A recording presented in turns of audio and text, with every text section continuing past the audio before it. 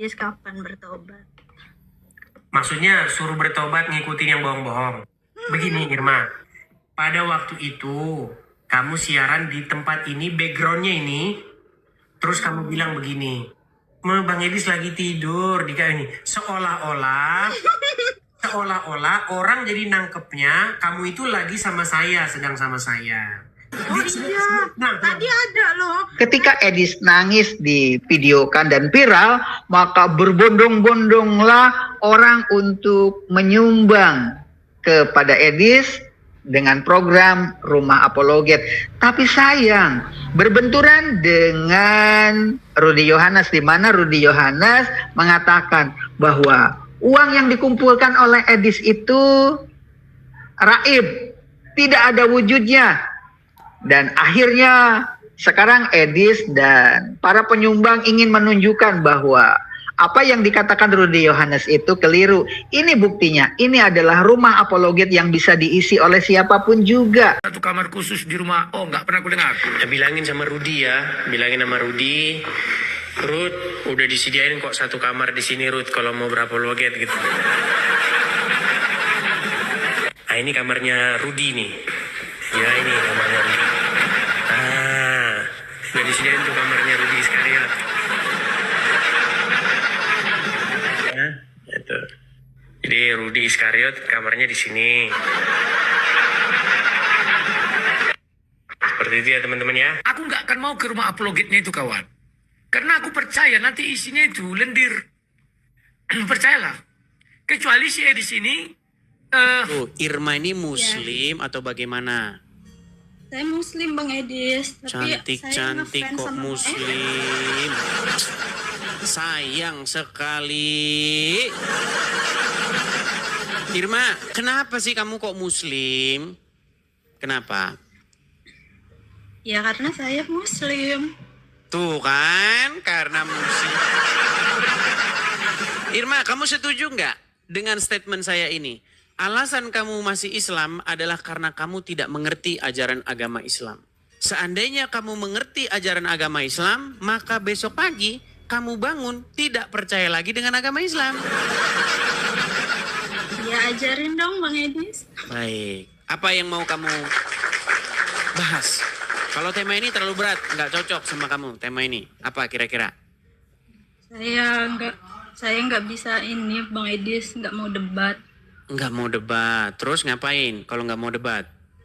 Saya mau mengucapkan terima kasih sama Bang Edis. Nah Bang Edis tuh tiap hari menghibur saya. Menghibur? Tapi kan kamu muslim, gimana? Tapi walaupun kamu muslim suka acara saya ya? Lucu ya? Ya. Apa contohnya? Contoh spesifiknya? Ya, saya tuh kalau Bang Edis tuh kalau nanya sama orang Islam tuh kalau belum dijawab iya tuh masih terus aja ditanyain. Contohnya misalnya. Misalnya nih ya, bener nggak Nabi Muhammad itu Rob? Itu tuh saya dengar dari tahun 2024. Ya karena muslim-muslim sampai sekarang belum konsili, belum mufakat Muhammad Rob atau bukan. Satu bilang Rob. Yang satu bilang bukan. Yusufi bilang Rob juga, tapi sekarang bukan. Kenapa ditanya terus? Karena sampai sekarang umat muslim belum sepakat Muhammad itu Rob atau tidak. Masih banyak yang salah paham. Nabi Muhammad itu bukan Robbi. Kata ya Robbi artinya wahai Tuhanku. Dan itu hanya ditujukan kepada Allah, bukan kepada Nabi Muhammad. Kalau ada kalimat ya Rabbal Mustafa, artinya wahai Tuhan dari Nabi yang terpilih. Gitu. Kalau seandainya sudah sepakat ya ngapain ditanya lagi? Begitu. Yang dipanggil tetap Allah. Sedangkan Nabi Muhammad adalah hamba dan rasul. Islam tegas menjaga tauhid. Allah tidak disamakan dengan manusia. Dan Nabi tidak pernah dianggap Tuhan. Agama tertua kita bicara, tapi isi kita beda cerita. Tapi ngomong-ngomong nih Irma nih. Saya lihat banyak muslim-muslim tuh kan pakai jilbab. Kamu kok nggak pakai jilbab disebabkan apa? Saya tidak pakai berhijab Kalau saya di rumah, ya maksudnya saya berhijab, tapi saya menyesuaikan kayak tempat. Saya belum memahami agama banget. Ya kayak apa ya, saya masih kadang terbuka ya, kadang tertutup gitu. Sekarang begini, dari mana logikanya kalau rambut perempuan itu aurat? Menutup aurat bukan tentang mengekang wanita, tapi tentang menjaga kehormatan. Dalam Islam, wanita itu berharga, dan sesuatu yang berharga dijaga, bukan diumbar. Menutup aurat melatih rasa malu, dan rasa malu adalah bagian dari iman. Islam ingin wanita dikenal karena akhlaknya, bukan hanya karena tubuhnya. Menutup aurat bukan berarti tidak bebas, justru bentuk kemerdekaan dari pandangan yang merendahkan. Ini bukan soal tradisi, tapi soal ketaatan, kehormatan, dan perlindungan diri. Kalau logika ya, kalau logika sebenarnya nggak tahu ya, saya cuma ngikutin aja. Ya, iya, makanya saya bilang tadi agama. alasan kamu masih Islam karena nggak ngerti ajaran agama Islam. Alasan kamu masih Islam itu karena itu. Coba kamu mengerti agama Islam. Karena begini, saya itu termasuk pemerhati ya. Dulu zaman, saya nggak tahu kamu kelahiran tahun berapa. Kamu kelahiran tahun berapa? 97 Bang Idis. 97. Begitulah saat Irma belum banyak belajar. Langsung terperangkap Edis dan berujung Irma belajar untuk mencarinya. Sekarang jadi banyak belajar karena Edis sering mengutip hadis Nabi, sering mengutip tentang surat An-Nisa, tetapi tidak lengkap. Dan akhirnya Irma belajar kepada Yusuf PI, kepada Yonatan Nandar, dan kepada apologet Muslim. Dan akhirnya sekarang Irma bisa berdialog dengan sempurna, sama-sama memiliki ilmu yang selevel dengan Edis. Dulu Irma begitu patuh mendengarkan apa saja yang diungkapkan Edis.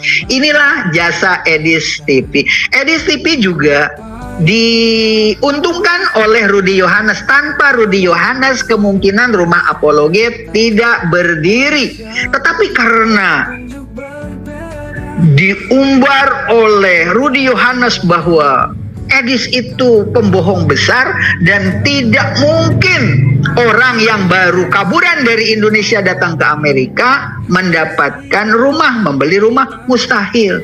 Dan ini dibuktikan. Siapa yang televisi pegang? Kalau sekarang setiap orang bisa mempengaruhi orang dengan media sosial. Cuman memang itu butuh proses ya. Sejarah panjang agama tercinta, penuh revisi tapi makna tetap ada. Kita pelihara semangat dan cinta agar kebenaran tak pernah pudar. Mengapa dilengkapi terus bertanya, jawaban tak selalu terasa nyata. Manusia butuh petunjuk berbeda seiring waktu yang terus melaju.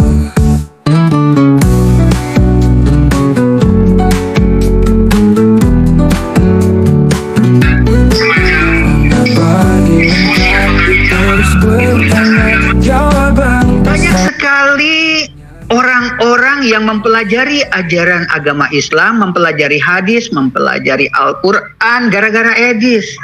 Dan banyak sekali apologet Muslim menjadi kaya raya gara-gara Edis.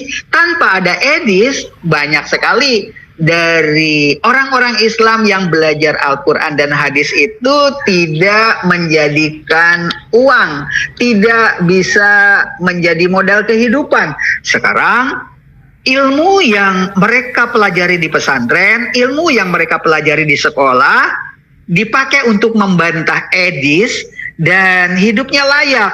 Jadi Edis banyak jasanya. Salah satu contoh diantaranya ketika Edis berbicara tentang surat Maryam tadi, diluruskan surat Maryam itu bukan begitu secara keseluruhan, itu baru kata-kata pembuka. Dan masih banyak lagi contoh, misalkan Edis mengatakan ciri-ciri kenabian yang ada di pundak Rasulullah SAW itu adalah tanda kenabian, tetapi Edis bilangnya tompel. Tompel itu adalah... Dalam kisah Hindu, dikenal sosok Kalki Avatara, utusan Tuhan yang diyakini akan lahir di zaman Kali Yuga. Zaman penuh kerusakan moral dan ketidakadilan, Kalki digambarkan datang Dalam untuk beberapa menegakkan naskah kebenaran disebut ada dan tanda mengakhiri khusus di kezaliman. pundaknya, bukan tompel biasa, melainkan tanda ilahi sebagai penanda misi suci. Ia hadir bukan untuk kekuasaan, tetapi untuk Apatara memberikan dharma itu dan memiliki mengembalikan tanda di keseimbangan pundak. dunia. Makanya kurma dan zaitun, rambutnya tidak digelung tapi terurai, selalu menunggang kuda dan membawa pedang. Karena kemanapun Kalki Apatara pergi selalu ditutupi dengan awan. Jadi tanda di pundak itu hanya salah satu tanda, tapi dibilangnya tompel atau cacat tubuh oleh Edis. Orang-orang Islam, kalau Edis tidak berbicara bahwa Nabi Muhammad itu memiliki cacat tubuh, mungkin tidak akan mempelajari apa itu Kalki Apatara di dalam ajaran Hindu. Bahwa Kalki Apatara itu banyak yang menduga adalah peristiwa sebelum ada Taurat, sebelum ada Jabur, sebelum ada Injil, sebelum ada kitab suci yang lain. Agama tertua kan Hindu. Ternyata agama Hindu sudah berbicara tentang Nabi Muhammad yang mengendarai buruk, walaupun namanya Kalki Apatara. Nah, inilah kelebihan dari Edis. Tanpa ada Edis, banyak orang Islam yang tidak akan mempelajari apa itu tanda kenabian di pundak. Ternyata itu datangnya dari Weda. Cerita tentang Kalki Apatara sebelum ada ajaran yang ditulis di dalam Taurat, Jabur, dan Quran. Inilah barangkali hikmah dari Edis yang bisa kita ambil. Edis bisa sukses mendirikan rumah apologet karena dicerca, karena diserang oleh Rudy Yohanes. Dan ini hasilnya. Dean Edis patut acungi jempol. Dan kita harus mengakui, nggak boleh sakit hati sama Edis. Ambil hikmahnya, ambil lebihnya. Sebab zaman dahulu juga yang namanya Abu Jahal, Abu Lahab, itu tidak akan mengembangkan ajaran agama Islam. Ajaran Nabi Muhammad, kalau tidak ada lawan dari Nabi Muhammad yang begitu garang, yang begitu sadis, ya tidak heroik. Tetapi karena Nabi Muhammad itu dipukul, dilempari batu sampai giginya patah, sampai berdarah-darah, sehingga begitu heroik. Dan itu bukan kisah dongeng, bukan kisah cerita. Seperti Edis ini kan bukan dongeng. Edis adalah fakta bahwa Edis berseteru dengan Rudy Yohanes dan membuahkan hasil rumah apologet. Walaupun Saifuddin Ibrahim sebagai gurunya sekarang jadi pemulung. Padahal pendeta Saifuddin Ibrahim ketika jadi ustadz di pesantren Al-Zaitun, hidupnya layak. Tapi sekarang setelah di Amerika terseok-seok. Dan diikuti oleh Edis. Dan Edis berhasil bisa tinggal di Amerika Serikat, berguru dari Saifuddin Ibrahim yang gagal, dan akhirnya Saifuddin Ibrahim menjadi pemulung. Edis menghindari hal itu karena tahu, pendeta Saifuddin Ibrahim ternyata mengalami kendala seperti itu. Nah, sebelum Edis datang ke Amerika Serikat mempelajari di mana kesalahan dari pendeta Saifuddin Ibrahim, jangan sampai teralami oleh Edis TV. Itulah hikmah yang bisa diambil dari Edis TV. Saat ini, Amerika Serikat memperketat pengawasan imigrasi, status visa, izin tinggal, dan rekam jejak semakin diperiksa imigran yang kabur dari kasus hukum atau memiliki masalah serius di negara.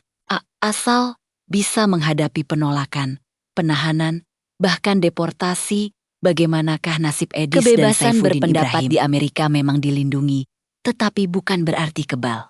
Hukum, jika seseorang terbukti menyebarkan kebencian, melanggar hukum, atau memalsukan alasan suaka, itu bisa jadi masalah besar. Intinya, tinggal di luar negeri harus jujur, taat hukum, dan bertanggung jawab. Sallallahu alaihi wasallam, Nabi Muhammad bagaimana dijelek-jelekan oleh seorang laki-laki buta yang kita ceritakan di tengah konten ini tadi. Dan Edis TV juga, kalau kita penuh dengan kasih sayang, jangan benci kepada Edis TV, maka akan bisa diambil hikmah dari perseteruan antara Rudy Yohanes dengan Edis TV. Nah, ini juga sama, membantai umat Islam di Poso. Wah, jangan tanya. Nah, kemudian apa yang menjadikan saya masuk Islam? Itu ada alasan dong. Alasan saya tidak pernah belajar Al-Quran, teman-teman. Jujur saja, saya masuk Islam itu dulu hanya ingin mencoba 1, 2 tahun, 3 tahun, 4 tahun, sampai 5 tahun. Sehingga saya dulu kan pernah bersumpah dengan mertua saya dulu itu. Saya bilang sama mertua saya bersumpah, kalau seandainya 10 tahun masa keislaman saya tidak dapat kebenaran atau agama Islam ini bohong, maka Allah akan matikan saya. Tetapi jika agama Islam ini benar, maka Allah akan panjangkan umur saya dan saya akan wakafkan nyawa saya untuk mendakwahkan Islam. Apa ayat yang saya dapat dalam Alkitab kemudian yang menggiring saya atau mengajak saya untuk masuk Islam? Saya jelaskan satu persatu. Saya belum pernah belajar Al-Quran loh. Ya, jadi saya masuk Islam modalnya ini. Ini saya masuk Islam demi Allah. Saya masuk Islam karena modal ini, modal Alkitab. Ketika saya belajar Islam itu, makanya kalau teman-teman mau, kosongkan dulu hati. Hatinya kita kosongkan. Artinya supaya kita bisa menerima Islam. Jadi saya belajar Alkitab ini, saya temukan ayat. Jadi saya paparkan di sini. Ayat yang pertama, poin yang pertama di Yohanes 14 ayat 15 sampai 20. Padahal sebelumnya dia ingin menghancurkan suatu pesantren. Masuk ke dalam pesantren itu pura-pura jadi mu'alaf. Dan dia pelajari kelemahan-kelemahan dari Al-Quran untuk menghancurkannya. Dan pada akhirnya ini. 1. Kita buka ayatnya. Ayat 15 dan 16. Ini kata Alkitab. Ini yang menjadi pedoman saya masuk Islam. Nanti akan beruntun tuh. Jikalau kamu mengasihi aku, kata Yesus, kamu akan menuruti segala perintahku. Ini kata Yesus ini. Jika kamu mengasihi Yesus, makanya saya ingin mengasihi Yesus. Saya ingin sayang kepada Yesus. Makanya kata Yesus kepada umatnya, jika kamu mengasihi aku, kamu akan menuruti segala perintahku. Aku akan minta kepada Bapa, dan Ia akan memberikan kepadamu seorang penolong yang lain, penolong yang lain, orang yang Yesus maksud, supaya Ia menyertai kamu selama-lamanya. Jadi kata Yesus, jika kamu mengasihi aku, kamu akan menuruti segala perintahku, dan aku akan minta kepada Bapa, dan Ia akan memberikan kepadamu seorang penolong yang lain supaya Ia menyertai kamu selama-lamanya. Ini dalil yang pertama, seorang penolong. Oke, kita lihat siapa penolong itu. Di dalam ajaran Kristen, seorang penolong yang lain itu adalah Roh Kudus. Tetapi seorang pejuang Kristen yang dulu di Poso banyak membantai umat Islam, bergelimpangan mayatnya. Dia tidak pernah belajar Al-Quran. Tapi dia punya keyakinan bahwa Yesus akan memberikan penolong yang lain, seorang penolong yang lain, bukan Roh Kudus katanya. Nah, ini yang harus kita pahami dulu. Siapa penolong yang akan menolong kita selama-lamanya? Kita lihat pada kutipan ayat yang lain. Nah, ketika saya melihat penolong ini, nah yang menubuatkan tentang kedatangan Yesus, ini perlu teman-teman ketahui ya, kedatangan Nabi terakhir ini ada 2 orang yang nubuatkan tentang kedatangan Yesus dan Nabi Muhammad adalah Nabi Yesaya. Nah, kita buka kitab Yesaya, saya cari itu di kitab Yesaya. Ternyata ada ucapan ilahi di tanah Arabia. Nah, ternyata Allah itu menurunkan firman-Nya di tanah Arab. Nah, itu yang kedua. Setelah kita dapatkan orangnya, ini orang mana? Orang Arab. Nah, spesifikasinya lagi, orang Arab itu seperti apa? Dijelaskan tuh dalam Alkitab juga. Yesaya 29 ayat 12. Ini kata Alkitab. Dan apabila kitab ini diberikan kepada orang yang tidak dapat membaca dengan mengatakan, baik, bacalah ini, maka ia akan menjawab, aku tidak dapat membaca. Artinya orang yang tidak dapat membaca itu adalah orang buta huruf. Dan satu-satunya nabi yang buta huruf setelah Yesus bukan Paulus. Paulus orang pintar, intelektual dia. Paulus itu bukan orang buta huruf loh. Itu yang perlu teman-teman pahami. Sehingga yang saya lihat, ini yang buta huruf cuma Nabi Muhammad. Apa iya? Apa iya? Karena saat itu betul-betul tidak mungkin. Hal ini sejalan dengan isi di dalam ajaran agama Hindu sebelum ada Taurat, sebelum ada Jabur, sebelum ada kitab-kitab, itu kan agama tertua Hindu, dan Hindu berbicara tentang Kalki Apatara. Kalki Apatara itu turun di zaman Kali Yuga, yaitu zaman ke-8. Tanda-tandanya apa? Dia itu buta huruf, tidak bisa membaca dan mendapatkan wahyu di dalam gua. Coba dipelajari tentang Kalki Apatara yang lahir cerita itu sebelum ada ajaran agama Kristen, sebelum ada ajaran Taurat, sebelum ada ajaran yang dituliskan dalam Jabur, belum ada. Tapi berbicara bahwa nanti akan ada utusan Tuhan yang tidak bisa membaca dan tidak bisa menulis, ternyata tertulis di dalam kitab suci Injil. Tidak mungkin saya masuk Islam. Tetapi Alkitab ini mengarahkan, yang pertama orang, yang kedua asalnya di Arab, karena wahyu itu turun di Arab kata Alkitab. Yang ketiga ciri-cirinya adalah orang itu buta huruf. Orang Arab buta huruf. Siapa kalau bukan Nabi Muhammad? Nah ini dalilnya, sehingga saya memutuskan saya harus masuk Islam. Tampaknya ini sejalan dengan pendeta Buhaira. Buhaira bertemu dengan Nabi Muhammad waktu masih kecil. Ini ada tanda-tanda kenabian. Salah satu di antaranya ada tanda yang berupa kenabian di pundak, yang Edis TV mengatakan itu adalah tompel jasad tubuh, punya kelainan. Padahal itu adalah tanda kenabian. Kalau Edis TV kan bicaranya seperti itu. Nah, sejalan juga dengan pendeta Hindu bernama Depradas. Depradas itu bercerita bahwa ciri-ciri tentang Kalki Apatara itu ada pada diri Nabi Muhammad. Ternyata sejalan dengan pejuang Poso yang dulu membantai umat Islam dan sekarang jadi mualaf ini. Islam, saya putuskan itu. Nah, kemudian setelah saya masuk Islam, setelah saya mendapatkan dalil ini, apalagi yang saya kaji setelah itu? Mari kita kaji dulu. Oke lah, dia sudah